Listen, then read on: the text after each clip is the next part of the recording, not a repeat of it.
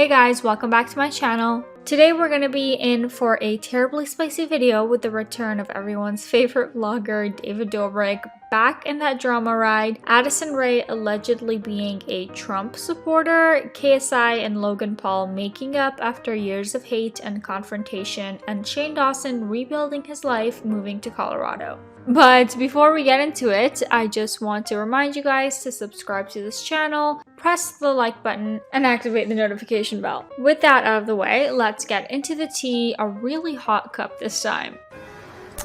This tea is hot. So, in March 22nd of 2021, YouTube's foundations were shaken after the biggest vlogger on the internet, David Dobrik, published an apology video. Hi guys, it's 1:45 in the morning and I'm finally by myself. With the combined efforts of numerous YouTubers and podcasters, the cap-wearing vlogger was outed for numerous abuses on his crewmates and indirectly taking part in the SA of two young girls, his friends providing them with alcohol, and caring only about the content that he was about to post on YouTube. His whole career was on the verge of collapsing and nothing seemed to work. A previous brief apology left fans speechless for David's lack of touch and care towards such sensible topics. This video had to work, it was his last resort. Needless to say, it did not satisfy all fans and haters, but the masses were now slowly changing their idea and thought process on David, wanting to believe he was on the way of changing for good. Meet Javier Aliaga, a small influencer with around 10,000 followers on Instagram. Former fan of David Dobrik, he decided to confront him on the SA allegations that surfaced toward Dirty Dom following that video that he posted, uploading the interaction with him and Natalie, who's David's former assistant, on his profile. In the video, he can be seen approaching Natalie as she's leaving David's car, asking multiple times who gave the alcohol to the young girls. Hey Natalie, who gave the alcohol to the young girls? Was it your boyfriend Todd? Accusing Todd, Natalie's boyfriend, directly. Natalie, despite perfectly knowing what he's talking about, acts confused at first and not satisfied. The former fan approaches David, telling him that he made a mistake, returning to YouTube before interrogating him on the main matter. Was it who gave the alcohol to the young girls? David, you're not slick with your return, bro. Who gave the alcohol to the young girls at that night? You're asking a crazy question that literally we don't know that. David has been, in fact, posting videos for weeks now, as he used to do before this mess happened, by the way, and the vlogger, obviously stunned by the unexpected question, answers saying that they have no idea what goes on behind the scenes. With the interrogator's insistence, Natalie decided to chime in, once again accusing him of having weird conspiracy theories, to then being backed up by David stating that people still don't know details. The conversation ended when Natalie called the security, and the guy stated that he didn't look up to David anymore. Somebody does. And your return was just so, it was... The time and place to do that. It is, bro. What happened? You deleted everything off your bio. You deleted everything off your bio. Excuse me, sir. You deleted everything off your bio. He's harassing us right now. It's fine. In Miami? I honestly... Dude, it's the whole culture you have going on of taking advantage of drunk people. In the last vlog, she was getting drunk and everything. Nah, bro, I don't look up to you anymore, dude.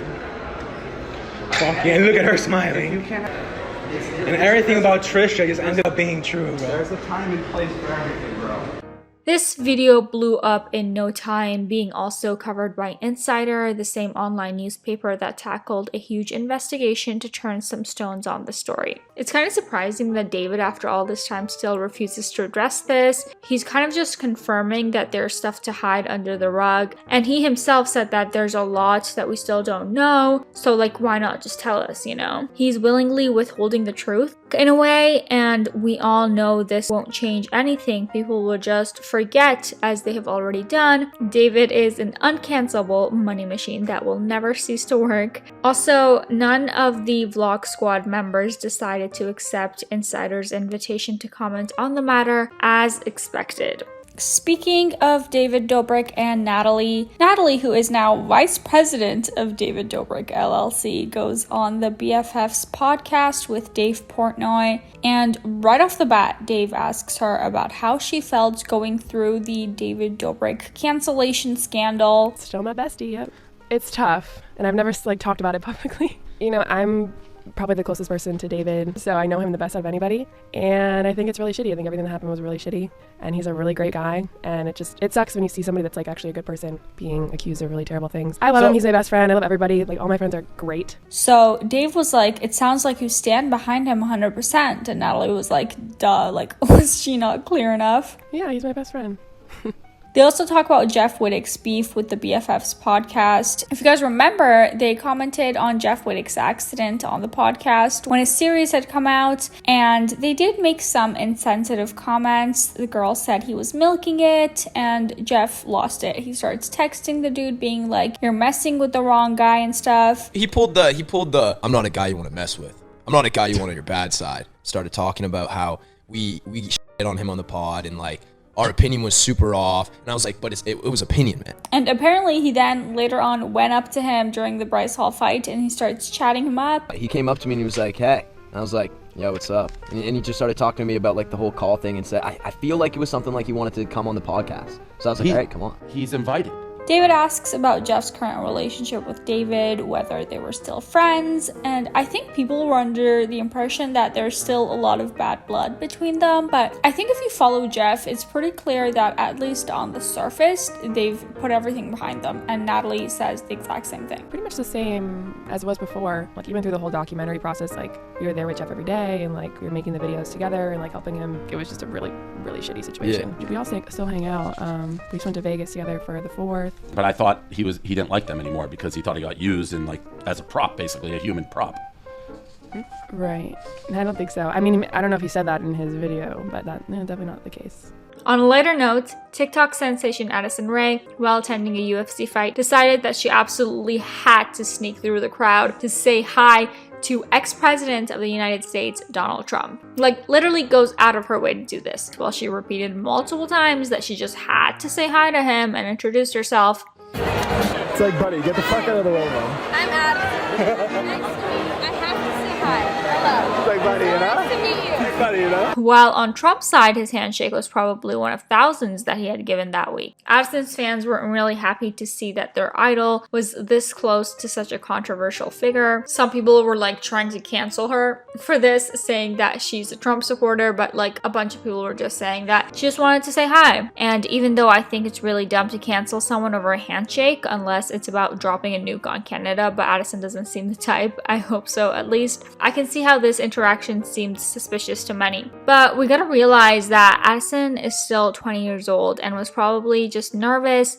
from being seated behind Trump and didn't do this with any malicious intent. But what seemed to be made with no intent of creating a good product is her new fantastic movie. She was chosen as the main character in the remake of She's All That, and we all know how remakes usually go. The story focuses on a popular girl, Addison's acting debut, that after being embarrassed in front of everyone by her boyfriend, decides to grab a nerdy kid and transform him into a real prom king. The usual modern fairy tale that every girl dreams of in high school. The movie is scheduled to come out at the end of August, and we know that the TikToker has been taking intensive acting classes to improve her performance, but the internet is just not too confident. The trailer left many perplexed and wondered if this movie is just going to be a cash grab fueled by big influencers to attract younger people and nostalgia to attract an older audience. Keep the popcorn ready for the internet's reaction to this one. Another unexpected return was the one of KSI and Logan Paul. The two YouTube stars had a beef going on for ages before, and after their spectacular two-part boxing match that saw the British YouTuber winning the champion title. 55 to the winner by split decision from the United Kingdom, the Nightmare. From little digs on Twitter, from straight dissings and songs and interviews, it seemed like KSI and Logan were never going to end their competition, but surprisingly, both of their audiences seem to have buried the hatchet, with KSI appearing on the Impulsive podcast, conversating nicely and friendly about their work and their history. Although KSI joked that the podcast was everyone licking everyone's ass, The two admitted that they shared a mutual respect for each other in spite of their previous rivalry, and it seems like fans are all about it. Bro, I didn't see it coming. It was fucked. I was like, there's no way. There's no way. It's ridiculous. You can't fight Mayweather. You can't. You're a YouTuber. You're Logan Paul. Stop. I know. After that, it was Logan's turn to appear on KSI's channel on a fishing video with the sidemen accepting a friendly competition with the YouTuber's team. This story is just more proof on how not serious beef on the internet should be taken. The two YouTube colossus had to put up a show for the masses and probably never really hated each other. Anyways, they showed themselves as mature individuals ready to move on and create quality content together. Last but not least, do you guys remember Shane Dawson? Yeah, me neither. Jokes aside, it seems like he is up to a fresh start with his partner Ryland. As Ryland is a Colorado native, he shared in his latest vlog how much he admired where he grew up, as well as the possible struggle of potentially getting Shane to want to move. His video featured joyful moments with his family as they came together to celebrate his mother's birthday. Later in that video, Ryland pulled Shane aside and the two began publicly discussing their thoughts about moving. Ryland started off by addressing that Shane wasn't serious when he sent him a link to a home listing he found in Colorado. The thing I really told Shane is like, I texted him a link being like, I found us a house 12 minutes from my parents, and he was just like, okay, fun, when can we see it? But I don't think he knows how serious I was. Despite the initial confusion by Shane, since Ryland has always loved their current house, his partner claims he wants to see what it is like to live 10 minutes away from his family. Shane, who seemed very reluctant at first, began to slowly agree with Ryland and claimed that he only needed the perfect house to say yes to the move. I think it could be like